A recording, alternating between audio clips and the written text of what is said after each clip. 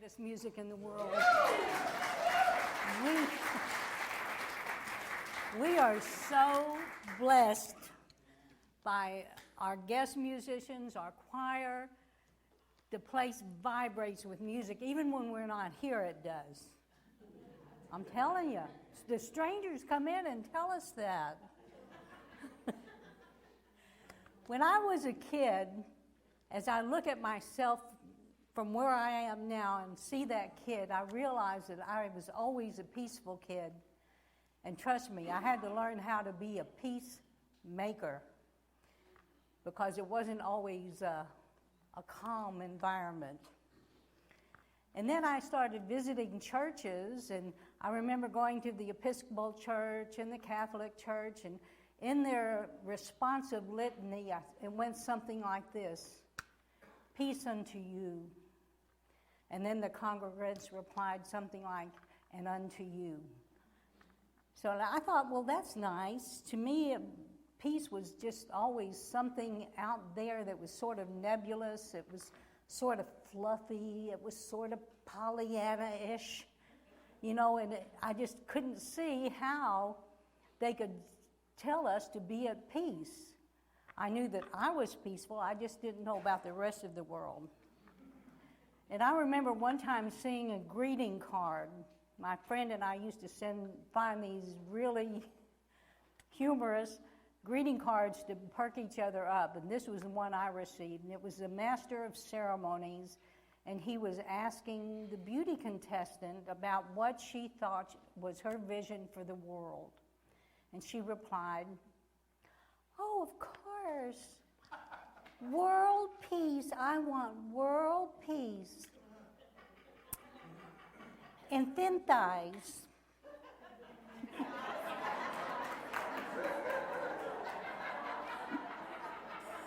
You know, and that's what I thought about, funny things like that when it would come time and peace on earth. But then as I grew in understanding metaphysics and philosophers and new thought principles, I discovered what happens not only to the energy of the universe, but the energy of us and what we do that vibrates out.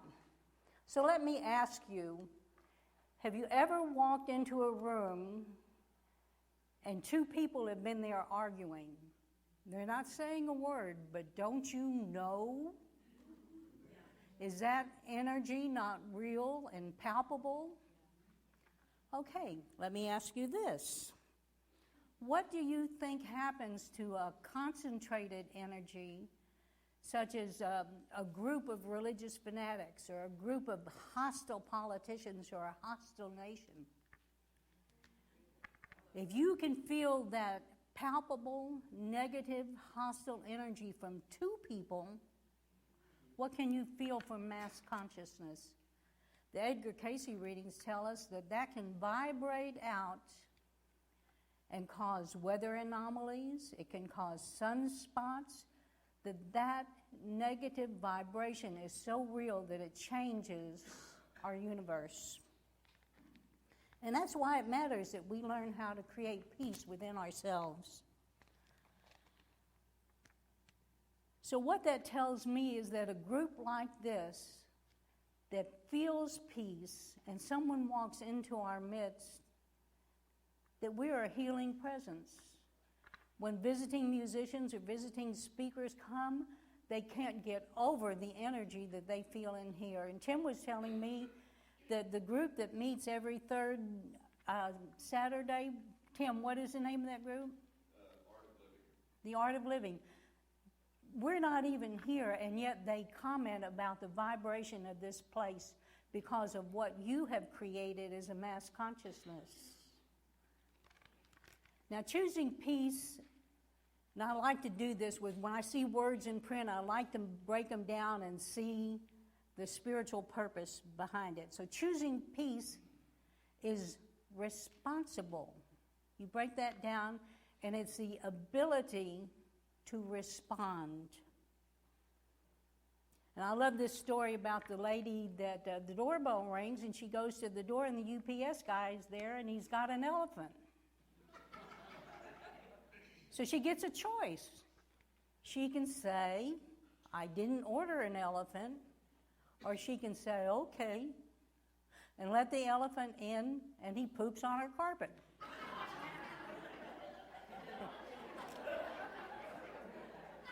So, I'm going to ask you, who are you letting poop in your brain?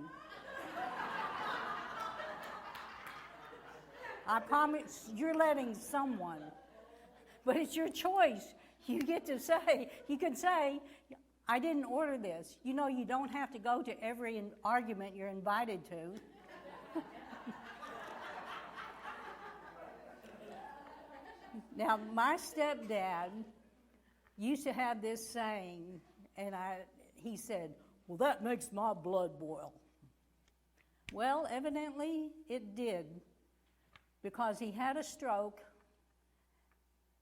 and his blood, that's what happens when your blood boils, you stroke out, and he got to live the remaining 5 years of his life as a disgruntled 7-year-old. So what we do with our inner person affects our health. It not only affects the vibration of every place we go, it affects us. You know, that's personal enough. You know, another word that I like to dissect is circumstance. Break that down. Circumstance. The circumstance in which you find yourself is what goes around, comes around, and you set it into motion. And so if you're living in constant drama and you find yourself in these disputes all the time, stop it. Yeah. It's that easy. Well, what can we do to start choosing peace for ourselves? I mean, it's really, we call unity practical Christianity, and it really is the most practical way of living. There's nothing wrong with disagreeing. You know, that's okay. But you've got to learn to disagree without pointing fingers of shame and blame. That doesn't help anyone. So what you do if you're in that situation, then you don't argue back. You learn the art of engagement, and then you say to the person in an open communication, you know, I have this problem about whenever I'm faced with hostility, it's like picking the scab off of my childhood wounds, and I don't really react well. So you communicated without pointing the finger at the person. Just learn the art of engagement. Sooner or later, one of you is going to have to become big enough to end the soul contract of the drama. And when you can do that, you slide in to home base of the state of grace. But it's your choice. Last week, if you were here, you probably heard Glenn talk about the incident of the hostile guy in the parking garage, right? I'm going to tell you my version.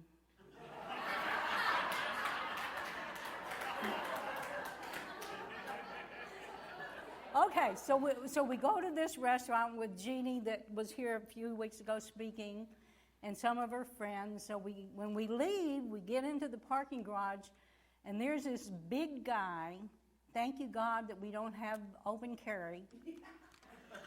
And he's driven this big, giant, masculine symbol of a truck. You know, it's a long cab, and it's a double passenger thing, and he's parked at an angle in the handicap zone. And so poor Glenn had to pull in, you know, next to him. So he's there. They've been waiting for us to come out. And he just starts in, and Glenn's trying to be nice. I mean, when he told his version, it was a nice version, because that's truly all he sees. But then there's me.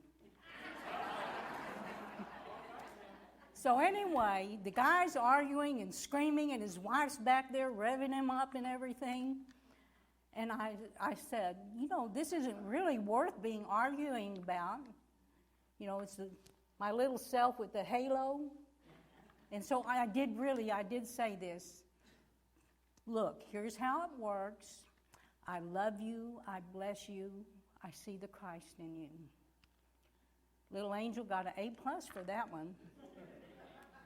Unfortunately, the little me with the pitchfork flew right by the shut up moment.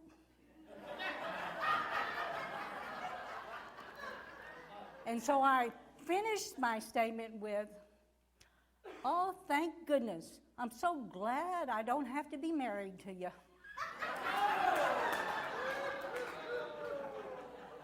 Okay, that was a C-.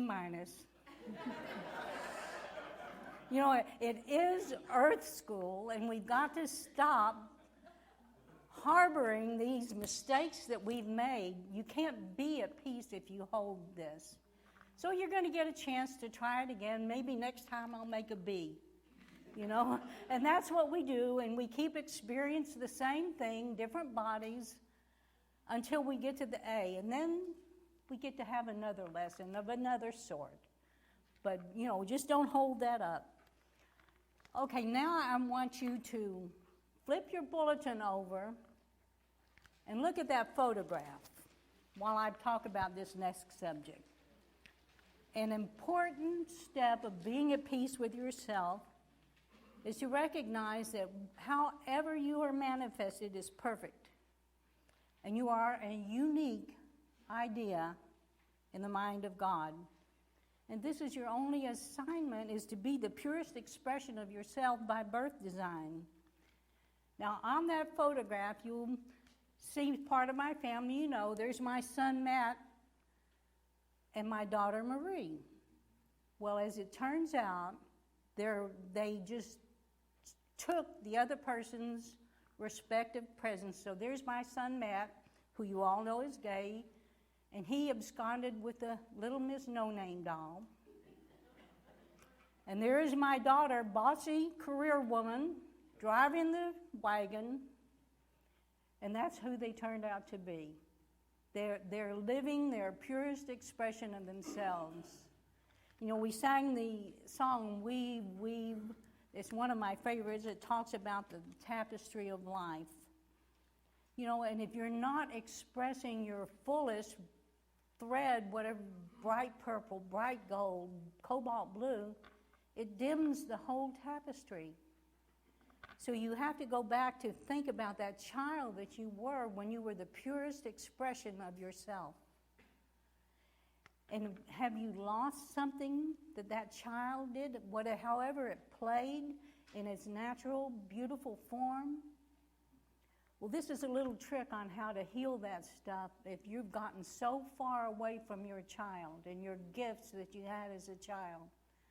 One of the techniques that is used in healing is called time travel healing. And you can do this with another person that you've had an argument with, or you can do it for yourself to bring yourself back. So I challenge you to, for a month, to image that child that was you. And in your meditation, imagine holding that child on your lap and telling that child how wonderful it is, how beautiful it is, how much you appreciate how they played and expressed their gift. And pretty soon that child will merge back into you and you will heal yourself. You know, when we were little kids, we didn't know jack about being black or white or gay or straight or polka dotted. It didn't matter. We were the purest expression of ourselves. And we need to get back to that and feel that peace of being comfortable in your own skin. Now, Howard Caesar talked about recently doing this memorial service for his friend Dr. Bill Westbrook. I don't know who it is, but he must have been a great guy. And this is the newspaper clipping that he had in his wallet. And to me, it's just the symptoms of being at peace with yourself. And these are those 10 symptoms. A tendency to think and act spontaneously rather than on fears based on past experience. 2, an unmistakable ability to enjoy each other. 3, a loss of interest in judging other people. 4, a loss of interest in interpreting the actions of others. 5, a loss of interest in conflict. 6, a loss of the ability to worry. 7, frequent, overwhelming episodes of appreciation. 8, contented feelings of connectedness with others and with nature.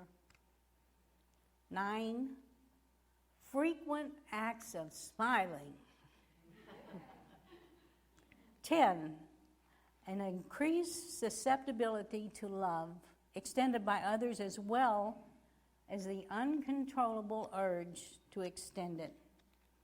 So I'm thinking if this guy lived this for 30 years, he must have been the greatest person ever. So when you are a bearer of peace, things change. You then become the healer instead of sending out the energy that is so powerful that it can even disturb nature. Wouldn't it be better to initiate the taste and the smell and the feel and the sound of peace? So what I would ask you is to to train yourself to stop feeding chaos. What I know as the truth of each of you is that you are all powerful sorcerers. Every second of every day, you are the earthly vessel that contains source energy. You're using it. Just channel it for purpose. Choose to train your responses to greater wisdom that's innately within you. You've already got it. Just tap into it. When you tap into the source wisdom that you were born with, you are indeed a sorcerer.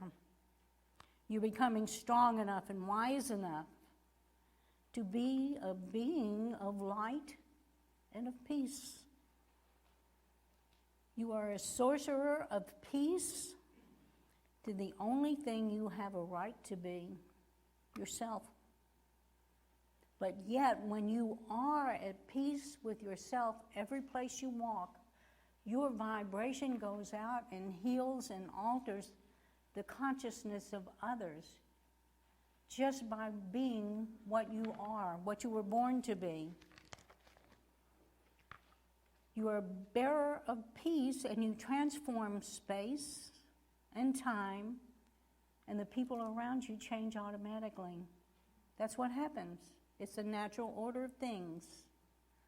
So I would ask you today to walk away immersed in the knowledge of your own incredible power as a sorcerer of divine peace.